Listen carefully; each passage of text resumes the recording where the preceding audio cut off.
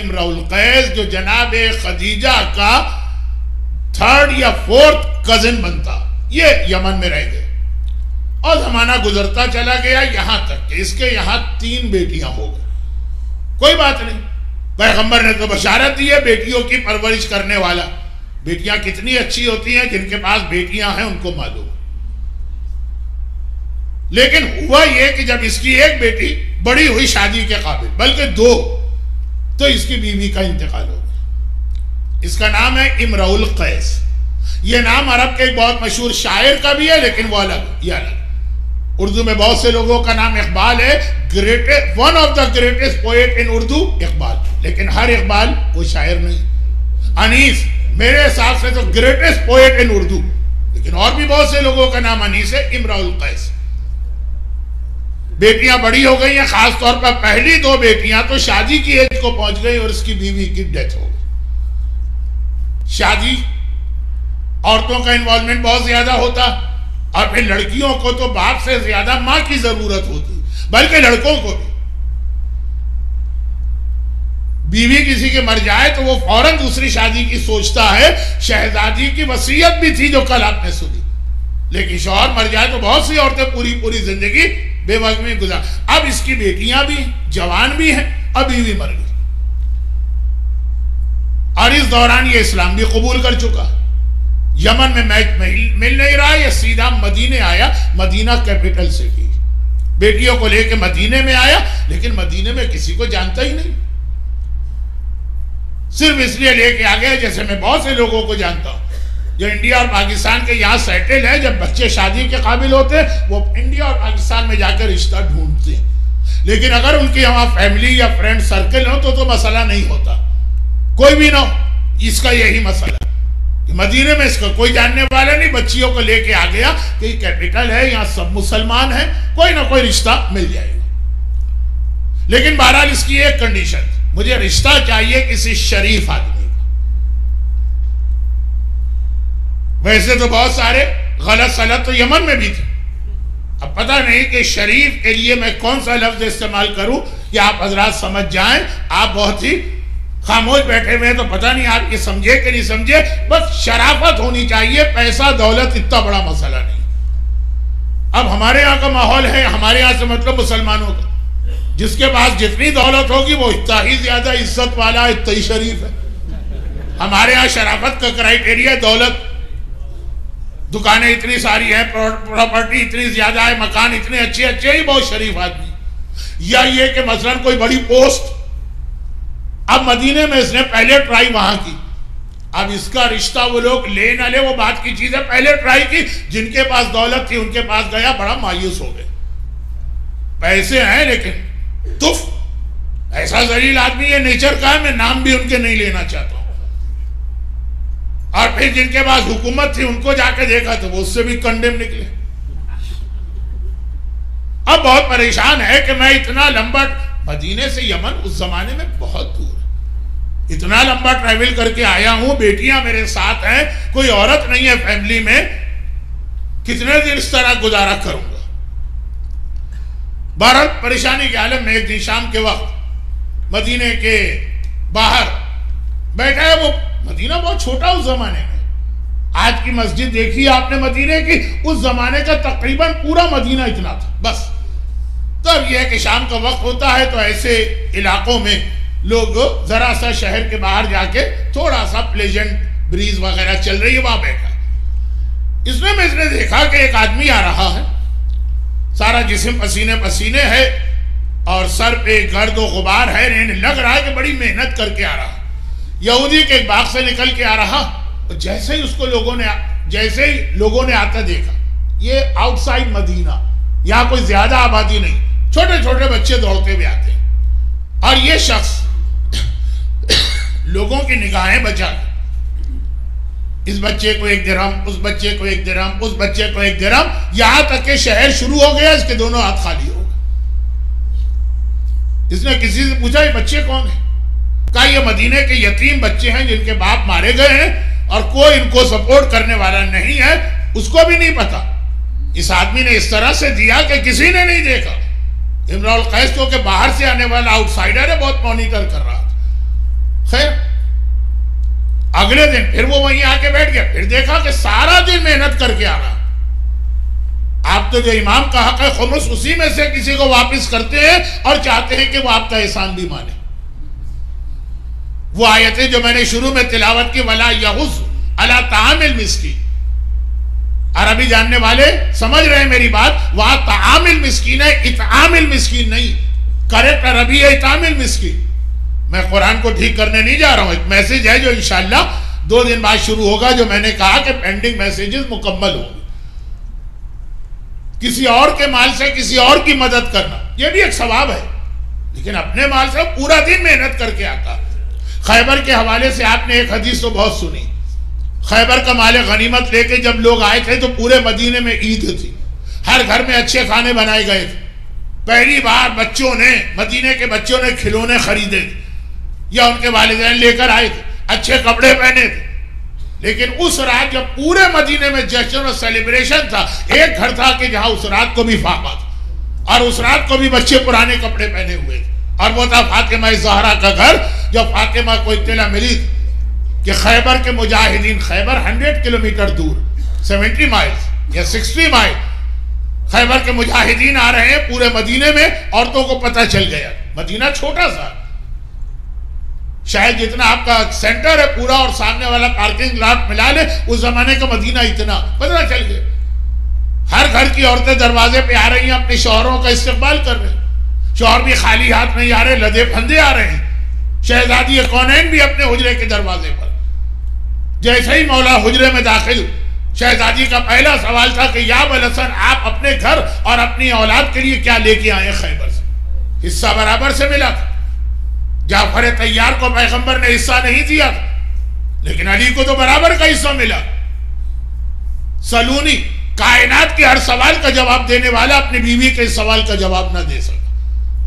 سر جھکا کے کہا جب میں خیبر سے واپس مدینہ انٹر ہو رہا تھا، قبا کی بستی پر مجھے وہ مسلمان بچے نظر آئے جن کے باپ بدر و احد و خندق میں جہاد کرتے ہوئے شہید ہو چکے ہیں. وہ بڑی حسرت سے دیکھ رہے ہیں کہ یہ جو مجاہدین آ رہے ہیں اپنے بچوں کے لیے کیا کچھ لے کے آ رہے ہیں. میں نے اپنا سارا حصہ ان کو دے دیا. اور فاطمہ شکر کے سجدے میں گر گئی، پروردگارہ تیرا شکر ہے، میں یہی ڈر رہی تھی کہ کہیں یہ دولت دنیا کراس کر کے میرے حجرے میں داخل نہ ہو جائے. یہ تو اہل بیت کا طریقہ. چنانچہ مولا کا ساری زندگی یہ طریقہ رہا ہے، پورا دن محنت کرتے ہیں، محنت کی کمائی. اور شام کو ایک بار 3 دن 4 دن اس نے دیکھا، بے اختیار اس نے کہا میں ملینر کے پاس بھی ہو کے آیا ہوں، میں حکمرانوں کے پاس بھی ہو کے آیا ہوں، میں نام نہیں لے رہا ہوں، میں فلاں بڑے آدمیوں کے پاس ہو کے آیا ہوں. دولت تھی، عہدہ تھا، سب کچھ تھا، شرافت نہیں. ما اشرف ھذا الفتح، یہ نوجوان کتنا شریف ہے. صیغہ تعجب. اور ذرا یہاں پہ میرے ساتھ تھوڑی دیر کے لیے عربی سیکھ لیجیے. ما اشرف ھذا الفتح، یہ نوجوان کتنا شریف ہے، پورا دن محنت کرتا ہے، شام کو جو لاتا کسی کو بتائے بغیر ان یتیموں میں تقسیم کر دیتا. فتح، لفظ فتح ہے عربی زبان میں نوجوان کے لیے. ایک اور لفظ ہے شباب. الحسن والحسین سیدہ شباب اہل الجنہ. حسن و حسین جوانان جنت کے سردار ہیں. اصل لفظ شباب ہے جوان کے لیے. اس نے یہ لفظ استعمال نہیں کیا، اس نے لفظ فتح استعمال کیا. میں نے جو تھوڑا بہت غور کیا، دونوں کا مطلب ہے نوجوان، مگر ایک فرق. عام نوجوان کو کہتے ہیں شباب، فتح کس کو کہتے ہیں؟ سورہ انبیاء حضرت ابراہیم کا تذکرہ. فَجَعَلَهُمْ جُزَازًا إِلَّا كَبِيرًا، ابراہیم نے تمام بتوں کو ٹکڑے ٹکڑے کر دیا، صرف بڑے بت کو چھوڑ دیا. اور جب قوم نے یہ حالت دیکھی کہ ہمارے بت توڑ دیے گئے، قَالَ مَنْ فَعَلَ هَذَا بِآلِهَتِنَا، ارے ہمارے خداؤں کے ساتھ یہ کس نے کیا کہ ان کے ٹکڑے ٹکڑے کر دیے؟ تو قالو، قوم نے جواب دیا. کیا جواب دیا؟ قالو، قوم نے جواب دیا الفتح سمینا فتن، ہم نے ایک نوجوان کو سنا یذکرہم، وہ ان بتوں کو برا کہتا رہتا ہو، برا کہتا انہو کان ابراہیم و ابراہیم ابراہیم جوان. قوم لفظ شباب استعمال نہیں کر رہی ہے، قوم کہہ رہی ہے فتح، ایک ایسا جوان ہے ابراہیم جو بتوں کو برا کہتا. تو عام نوجوان کا نام ہے شباب، اور جو بتوں کو توڑے اس نوجوان کا نام ہے فتح. تو جس نے کبھی بتوں کے آگے سر نہ جھکایا ہو اور بتوں کو توڑا ہو وہ فتح ہے. اس لیے جبرائیل بھی آئے گا تو لا شبابہ نہیں کہے گا, کہے گا لا فتح الا علی لا سیف الا ذو الفقار.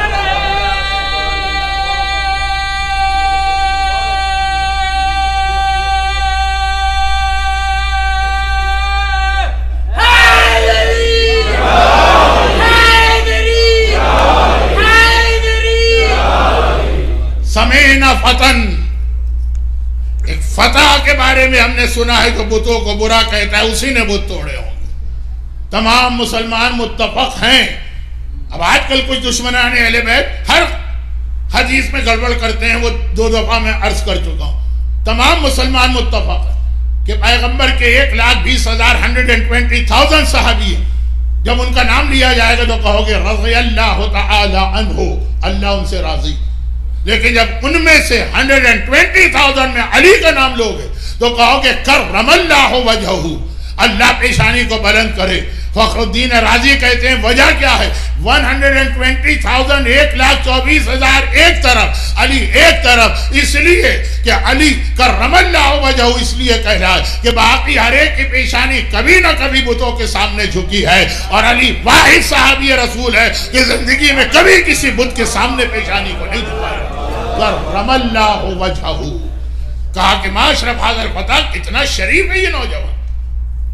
خود سے آگے بڑھ کے گئے اور کہا کہ اپنا تعارف کرائیے. مولانا نے تعارف کرایا اور تو کہا تو اچھا آپ ہیں علی, آپ کا تو بہت تذکرہ سنا ہے کہ آپ مشکل کشا ہیں, میری مشکل کشائی فرمائی. کہا تیرا پرابلم کیا؟ پہلے تو اپنا انٹروڈکشن کرایا, جناب خدیجہ طاہرہ کس طرح میری کزن بنتی ہے. کہا میری 3 بیٹیاں, میری بیوی کا انتقال ہو چکا, میں پریشان ہوں. اول تو اپنی بیٹیوں کی دیکھ بھال اور پھر ان کی شادیاں.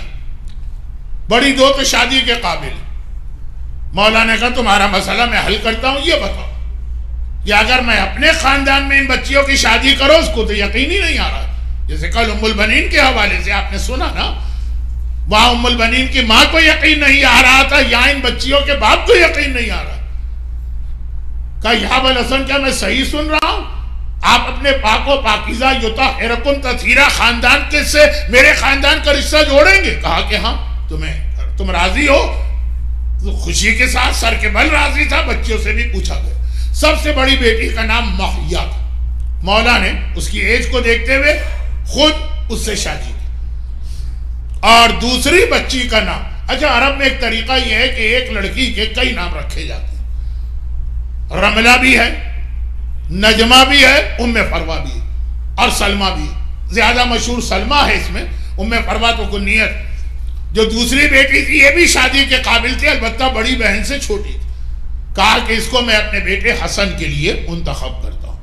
اور اسی وقت کی 2 نکاح ہو گئے. چھوٹی بہت چھوٹی تھی سلامہ, وہ تقریباً 12 سال بعد یا 16 سال بعد شادی کے قابل ہوئی اور وہ رباب کہلائی. تو جناب علی اصغر کے مصائب میں تقریباً تاریخ آ گئی ہے, صرف یہاں سے جناب رباب کا ذکر آگے بڑھے. بڑی بہن مولا کی بیوی بنی محیا, درمیان والی بہن سلمہ, وہ امام حسن کی زوجہ قرار پائیں, پہلی زوجہ. امام حسن کی پھر اور شادیاں ہوں, جیسے مولا کی ٹوٹل 10 شادیاں ہوں. 3 کا بیان کر آپ نے سنا, بلکہ 4 کا, اور آج یہ 5ویں محیا.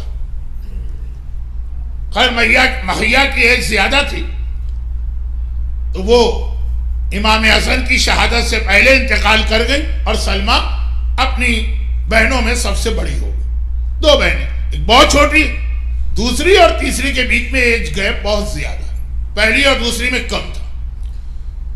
سلمہ کی شادی ہوئی تقریباً 36-37 ہجرہ میں. پروردگار نے پہلے ایک بیٹی تھی, ام فروا کی پہلی اولاد ایک بیٹی ہے, اور امام حسن کی اولاد میں صرف ایک ہی بیٹی جو ان کو اس بیوی سے ملی ہے, باقی بیویوں سے بیٹی نہیں ملی. اب ایک سوال آپ نہ کیجئے گا کہ نجف اشرف میں تو آج بھی بنات حسن کے نام سے ایک روضہ ہے جس میں 3 قبریں ہیں, حسن کی بیٹیاں, اور سڑک کا نام بھی یہی, اور ہلہ میں بھی امام حسن کی کچھ بیٹیاں. اس کا جواب دوں گا تو بات بہت آگے بڑھ جائے گی, بچے بھی تڑپ رہے ہوں گے الاتش کی وجہ سے, اور بڑوں کو بھی مصائب سننا ہے کسی اور موقع پر. بہرحال خلاصہ اس کا یہ ہے کہ صرف ایک بیٹی تھی، وہ ام فروہ کی پہلی اولاد بیٹی تھی. اور یہ بیٹی بھی کتنی افضل ہے، جس کی شادی بعد میں چوتھے امام سے ہوتی ہے. ہمارے 5ویں امام پیدا ہوتے. ام فروہ نے، یہ ہمارے یہاں کم پڑھا جاتا ہے ایک جملہ، یعنی کوئی بہت اہم مسئلہ بھی نہیں. ام فروہ نے اپنی زندگی ہی میں اپنی بیٹی کی اولاد دیکھی، یعنی نانی بن کے کربلا گئی تھی. 5ویں امام کربلا میں تھے، ہر ایک کو پتا. تو 5ویں امام کی نانی کون ہے؟ ام فروہ. ایک ہی بیٹی امام حسن کی تھی، ام فروہ سے ان کی شادی چوتھے امام سے ہوئی 56 میں، اور 57 میں 5ویں امام پیدا ہوئے. تو ام فروہ نے 5ویں امام کو بھی بچپنے میں اسی طرح پالا ہے جیسے نانی اپنے نواسے کو پالتی ہے. مگر اس کے بعد ام فروہ کے ہاں 4 بیٹے اور ہوئے ہیں، جن میں تیسرے کا نام قاسم، سب سے بڑے احمد، پھر عبداللہ، پھر قاسم، پھر سب سے چھوٹے کا نام عبداللہ رکھا. اور فرق کے لیے ایک کو عبداللہ اکبر کہتے ہیں جو جناب قاسم سے بڑے، اور ایک کو عبداللہ اصغر کہتے ہیں جو جناب قاسم سے چھوٹے. 5 اولادیں اللہ نے ام فروہ کو عطا کی تھی. اور پھر امام حسن کی شہادت ہوئی. اس وقت جناب قاسم کی عمر 3 سال تھی. ام فروہ سلمہ نام ہے، نجمہ بھی نام ہے، رملہ بھی نام ہے، ام فروہ کنی.